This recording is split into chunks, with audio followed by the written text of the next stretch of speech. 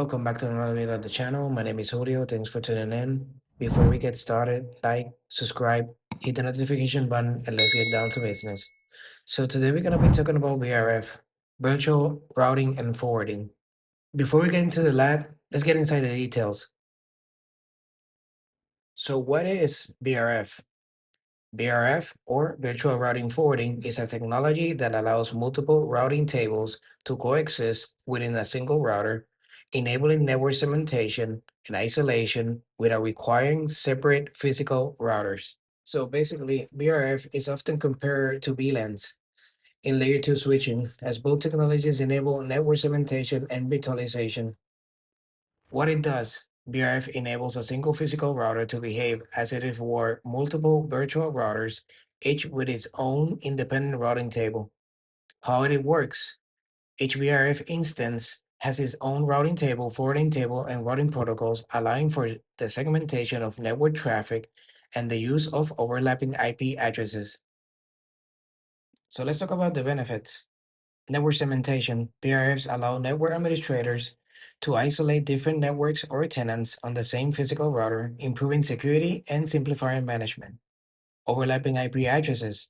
Because each VRF has its own routing table, different VRFs can use the same IP addresses without conflict. Simplify network design. VRFs reduce the need for multiple physical routers, simplifying network infrastructure and reducing costs. VPN implementation. VRFs are commonly used to create virtual private networks, VPNs, for customers, allowing service providers to offer secure and isolated connections.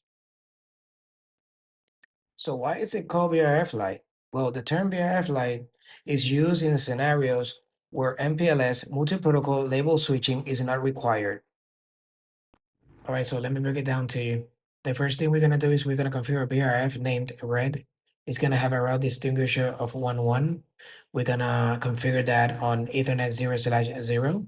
We're also gonna configure the corresponding IP address, and the laptop is gonna have an IP address from that subnet to enable communication.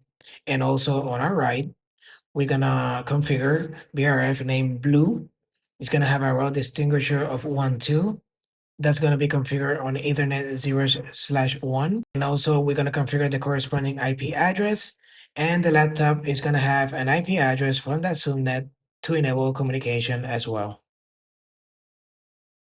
So now that we explained what's going to happen on the lab, let's go ahead and see the CLI we're going to be injecting on the router. All right, so here's the CLI we're going to be injecting on the same router. VRF red is going to be configured on Ethernet 0/0 with the corresponding IP address, and VRF blue is going to be configured on Ethernet 0/1 with also the corresponding IP address assigned. So now that we explained the theory behind VRF, let's go to CML and let's get started with the lab. Let's get it, guys. All right, so we're inside CML now. We're going to start with the lab. We're going to configure the VRFs at the beginning. Then we're gonna tie those VRFs to the appropriate interface, and we're also gonna configure the IP addresses assigned to each interface. And just to let you know, the computers at the sites are already being statically configured with the appropriate IP address.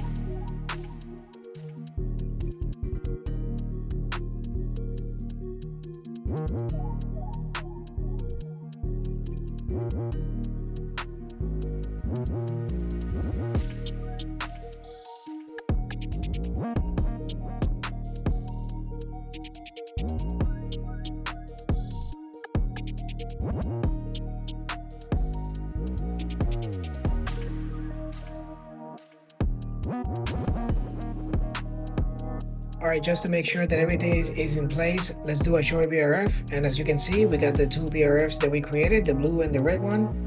We got a route distinguisher for the blue one, 1.2, and for the red one, we got the 1.1.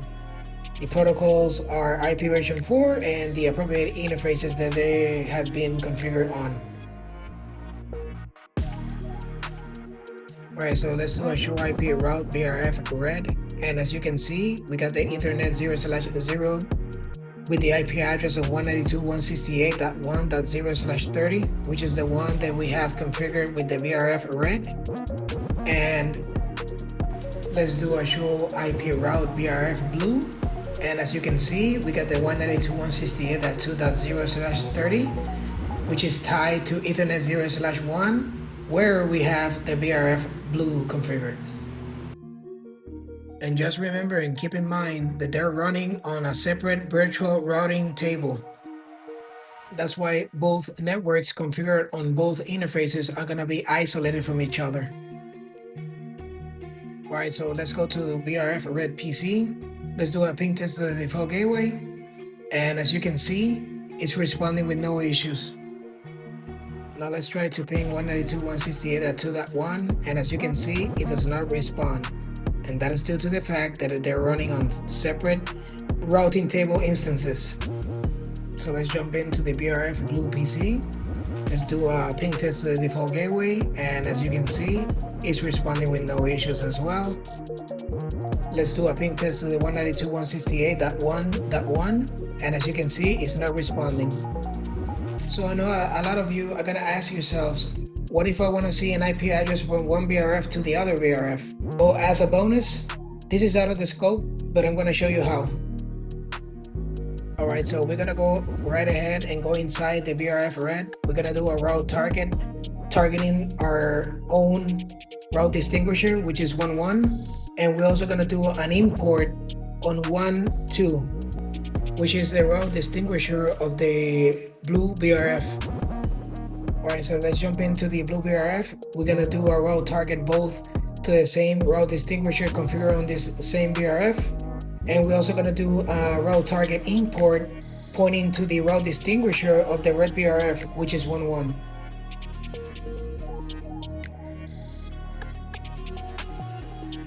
Alright, so we're gonna enable now the BGP instance with the autonomous system 65000. And the first thing we're gonna do is we're gonna do an address family IP version 4 VRF red. And we're gonna do a redistribute connected. We're gonna type exit. We're gonna go now to the address family IP version 4 VRF blue. And we're gonna type redistribute connected as well. Let's type in, let's do a show IP route VRF red. And as you can see, I can see now the IP address that is running on Ethernet 0/1, which is tied to the blue VRF. Now let's do a show IP route VRF blue. And as you can see, I can see now the 192.168.1.0/30, which is running on Ethernet 0/0 tied to the red VRF. Alright, so let's jump in now to the red VRF PC. Let's do a ping test to the 192.168.2.2, and as you can see, it's not responding. Alright, so let's jump in now to the blue VRF PC. Let's do a ping test to the 192.168.1.2, and as you can see, it's not responding. So this is gonna be the end of the lab. I hope you enjoyed the content. If you did, please give it a like, and as always, this is Julio. I'll see you in the next one. Peace out.